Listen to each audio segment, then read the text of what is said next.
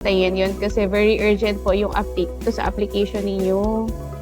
So, kailangan na po namin ma-release sa inyo kung ano po yung update. Okay. Ready ka na, Miss Jonah? Apo, sige po. Opo. Miss Jonah, ang update sa application mo is approved na po yung visa mo. Thank you.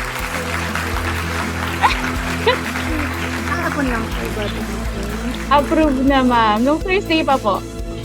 Parang, parang fulfilling na kasi, happy ako kasi wala na ako iniintindi. Kasi talagang nung time na disappointed talaga ako, sabi ko, bakit hindi ako nakaalis? Hindi umabot yung ano ko.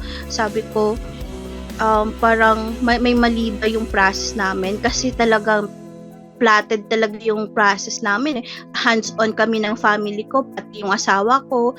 Minsan pag wala akong time, yung asawa ko talaga pinapapunta ko dyan sa office. Then ngayon parang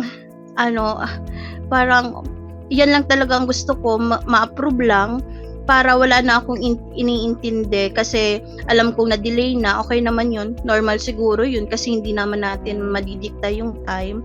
Then ngayon parang happy talaga ako, wala na akong iniintindi since siguro stamping na lang, then waiting na lang ako na makaalis noon, ma'am. Naman wala naman kami na encounter na about sa sa agent nyo na medyo may mainit ang ulo. Palaging happy moments dyan pag nandyan kami. Ma'am Jonalie, thank you so much. I can feel that you are overwhelming, overjoyed. Okay, regarding ma'am dito sa very good news that you have. If you are someone you know wants to migrate to the best places in the world like Canada and Australia, please contact us.